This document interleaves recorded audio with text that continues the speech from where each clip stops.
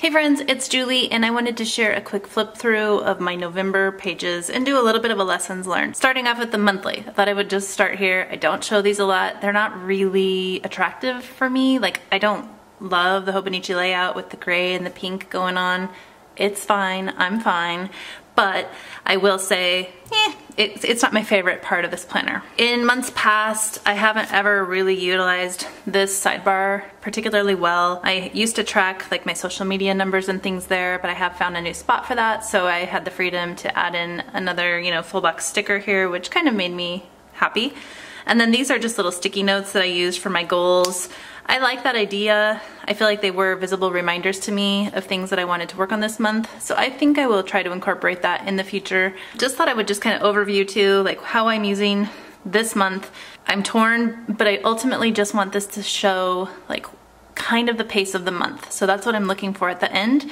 And so how I do that is by not adding in too much stuff, but just marking events, primarily just events. So if I have an appointment or we are going to be out of town, then I mark that on here so that I can look back and go like, wow, that was a busy month, or whoa, that wasn't a very busy month. Also, like, I cannot imagine not having a monthly view in my planner. I feel like as much as I don't feel like I utilize it, when I'm putting things in here in the beginning of the month, I'm getting a really good feel of like, oh wow, yeah, when I'm drawing this line that my son is coming home, I'm realizing like, okay, I've got 3 weeks until my son's here to visit. It really helps me get a perspective of where I sit in the year. And so that is an important exercise for me. I tend to type things into our digital calendar that we share as a family, and it just doesn't have weight to me. So when I write it down on a monthly page and it has its place in time, I appreciate that view. But one thing I did feel like is I was using different stickers and different combinations to put my appointments in. And so I wrote little notes on a sticky note that I added to December, but the bottom line was like, November, this looks too busy to me. I think going forward, when I have an appointment, I'm just adding a dot. And you can see I only have the dot there. I haven't even written the actual appointment yet. And I will write that when it's like a sure thing, it's occurred, or it's like the week of and I know it's a solid. Sorry, that's actually going through December. I'm supposed to be doing a November flip. You guys got some bonus material. Okay, so let me flip through to the beginning of November, which is right here. And you guys may have seen this already. I can't remember what I've shown on my last one with the tips and tricks, but here we are again. This one I'm not tracking anything on this particular calendar, and I get asked like why I do that. I just think it looks clean and nice, and like when I'm putting stickers below it, it just feels nice. So here's a week where I didn't use the sticker and it still looks really nice, but this isn't like a full box. It's a little bit more of a fluid sticker. So when I'm using like full boxes, I don't know why, it just feels like a nice box up there. She did change the font a little bit going forward for the new year of 2022. I think I like this one, but it won't be a big deal. We'll see how that goes. I also noticed that the planner aesthetic had a monthly sticker on one of her sheets, and I really liked the way it looked too. It only came with one, whereas I feel like I need like 5 a month, so I'll be kind of keeping an eye on that. November, I feel like I really fell into line better with my sidebar, and it's silly, but it really brings me a lot of happiness. I mean, I do have some decoration aside from that. It kind of grounds my page, I feel like now. So I'm really happy with kind of the lineup I've got going over here. Having said that though, like I really haven't done that until the latter part of the year. And I do feel now, like as I'm writing just this week, I was kind of like, oh, things are bumpier. Like they're interesting because I have been using more stickers. So I may have to really balance that starting out in 2022. I can't go crazy in the beginning of the year or everything is going to be just like a lumpy bump, and that will be really hard to write on for me, and it could be a deal breaker. We'll have to consider that. I don't know what I'm going to do because I really love my sidebar. Other than that, things that you'll see consistent from page to page are usually a washi strip up here. I do all day activities up here. I have kind of the same system, and like I said, I've gone through it in my previous videos, so I don't want to beat a dead horse. I will say on here, I did try out stamping, and so I took a stamp, the Be a Voice Not an Echo. I stamped it in that, is it Sandcastle ink from Catherine Pooler, highlighted over it with a Tombow, and honestly, I mean, I did put stuff over here, but you can't see it at all. So that's really great. You'll see here, I just had my meal planning just within like divisions that I had drawn in. But here I went ahead and used the dinner plate stamp that I love. And you know, when you do that, it just, I mean, there's just that chance it's gonna shadow through. So you just kind of have to know that going in. There was a tiny bit of shadowing here, so this week looks a little muddled. But then like this week really didn't have the shadowing, and so I was able to go back to the other method. You can barely see it if you really push down there. But I like the ability to throw those in and then not feel like I'm totally locked into the next month. So again, my tips are the lightest color ink you can possibly have that show up but aren't too heavy and crazy. And then I do ink off my ink pads a little bit. So if you ever buy an ink pad and you're completely frustrated, like maybe you've seen me use it and then you try and it's frustrating, number one, always try out on scratch paper first before you ink in your Hobonichi. Take a page from the back and pull it out. I've done that.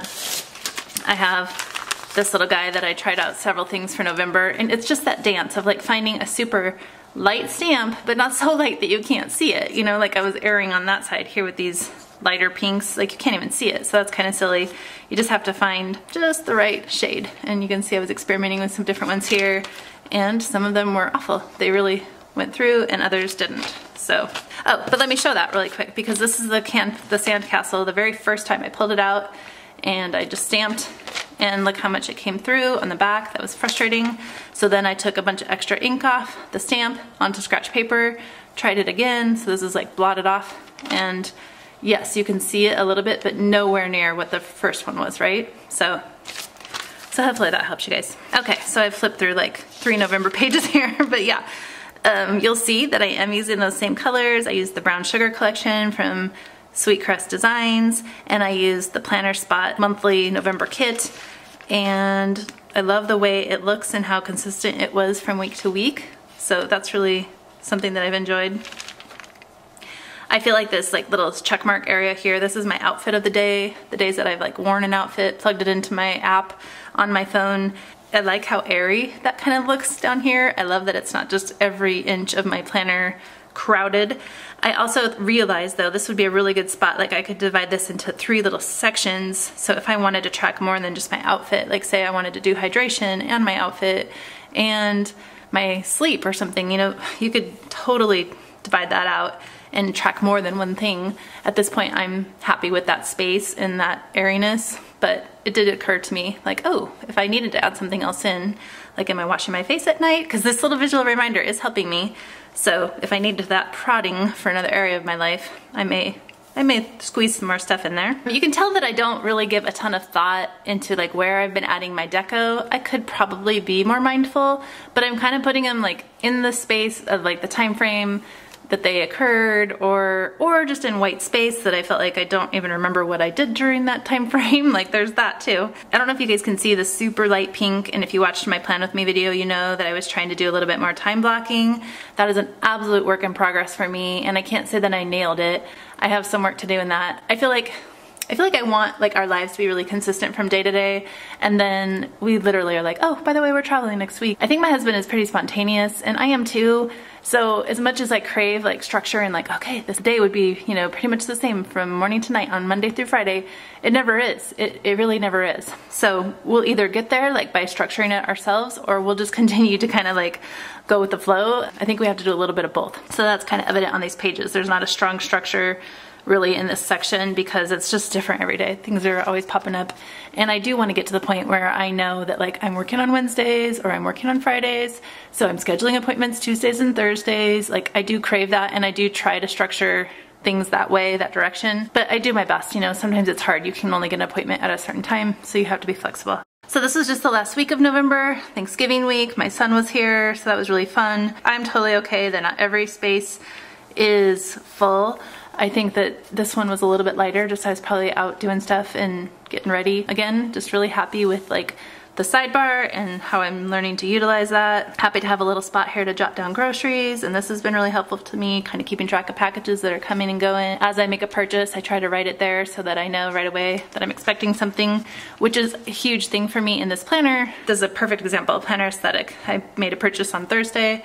I automatically just wrote it over here the following week because I'm not expecting it in 2 days. I'm not gonna get it by the end of this week, but knowing exactly where I would put that ahead like is a huge thing for me. It's not like I have to wait until I plan that week to write it down, and by that point I've forgotten. It's like, no, I know where things fall in the next week because of the structure that I've built here. So I hope that makes sense, and I don't feel like super rigid with that. You know, obviously if something's not working anymore, I switch it up, but so far I feel like the things are working. Like the spaces that I need are serving a purpose, and I could probably combine like errands and to buy. Sometimes I write like to buy cat litter and then errands PetSmart. That's kind of silly and redundant, but sometimes this clicks and I go, oh, PetSmart, we gotta go there. And sometimes I'll look at this and I'm like, oh yeah, Brady litter, we gotta run and do that. And then I get to check 2 things off. It's like a 2-for-1. I mean, who doesn't love that? Oh yeah. So, you know, I'm not a perfect planner, but I'm just getting my ideas out and I'm happy with that. Again, I will point out, I just shared a video about this inbox system. So I write down inbox, I say November 21st, and that is the date in the dailies in the back of my planner here that I then go to if I want to see my inbox for the week. During the week of, I have this little daily tab taking me exactly there. So I don't have to like dig for it. I have a little tab that takes me there exactly. So like this week, it's already on November 28th. So that's what's tabbed here is November 28th. And then I did kind of walk through how we use an inbox. We used it really well through our move. My husband and I would just sit down and be like, well, in the car, we'd be driving and like, okay, what do we need to do? What do we got to get ready to, you know, to move out, to move in? So that was such a great resource. And now I feel like we need to schedule a little bit better of like a weekly meeting to make sure like, okay, all of our activities are registered for both of us. We kind of know what's coming throughout the week. I know when I have the house to myself so I can film a video and not worry about, you know, noise, extra noise, except for my dog's nails. I'm so sorry, he's totally annoying me. But yeah, like it's really good for us to work through that, our schedule, and then also to just take time to like think ahead to like what's coming, what's on your mind, what's on my mind. I will say really quickly, I listened to a podcast. My daughter forwarded it to me and it was all about mental load. I was completely unfamiliar with that term, but like was a major recognition when they were talking about it. I was like, oh my gosh, yes. Like when my kids were little and I felt like I was keeping the house all the way together. I was the only one who cared. I was carrying all the mental load. And sitting down with my husband and creating an inbox is like us sharing our mental loads. Like he thinks of the things that he needs to work on. I think of the things that I need to work on. I can help him with some of his. Like he hates making phone calls. I don't mind. He can help me with some of mine. He's a way better executor on plans than I am. So together we like share that mental load. We partner so much better because, you know, the ideas are not just stuck inside my head or his. And so this inbox signifies all that to me. It's like more than just like, oh, an inbox. And I love that I rewrite it each week because it forces me to go through and think like, can I get this one done? Do I have to rewrite it? Or, you know, nope, this one needs to keep on there because if I don't write it down, it's gonna slip through the cracks. Versus an inbox that I write in January and, you know, have it there but never look back at it. Like, so that's a weekly inbox for me is really good. And I totally like didn't say all that during the video about the inbox. So I'm squeezing it in here. Hopefully you guys can see both and see the whole picture. So that, my friends, is a November flip through my Hobonichi. Okay, before I go, I am gonna show this page for my dailies. I have a ton of like, you know, just private information stuck back here. I've been very fluid with how I use my dailies this entire year. Like I started off not using them at all, and then I just started like just randomly scratching out notes whenever, wherever I could see free space. Now I am finally kind of getting a groove, and I'm going to share a little bit more about it. So when I set up my week, I come back here and I set up those 7 days worth of pages back here. Set up means that I write my workout, then I highlight there, and I create my structure for my meals. This is probably becoming more tracking. Ideally, this would be a space where I come and I plan the following day because I just kind of need to know I have these groceries, I can eat these healthy things. It's just a good practice for me to make sure that I have the ingredients on hand that I want to eat instead of like waiting and not having something and then being like, okay, Taco Bell it is. And then this little section here, this is basically meant to be like anything day specific, like journaling, or I can do like top 3 things, gratitude, could be anything I want. And then this section is available for a topic. So like if I wanted to make a wish list, then this space would be that, and then I would index it. I'm gonna share a little bit more about that thought process, and I'm trying not to make this too structured because I'm not that structured of a girl. I'm just testing this out, kind of walking through it the month of November, December. And hopefully it will be a little bit more solid and I can share some more in 2022. But I do feel like I would never set up a whole year like this. This is definitely like, I do it week by week, because if something isn't working, then I'm gonna switch it up. I'm not gonna just stick with it just because I drew it out. So that's kind of just a glimpse into my thought process for these dailies. And then here you can see I do a little bit more like scheduling.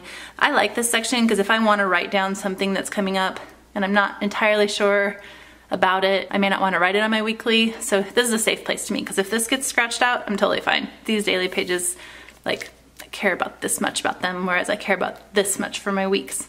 In case you're wondering, got that? So, wanted to share that before I closed it out. I hope you guys had an awesome November. I hope you had some time with family, and as we head into Christmas and December, I'm just wishing you the best, and I'm planning to soak it all in and look forward to just walking through this season with you guys. All right, take care.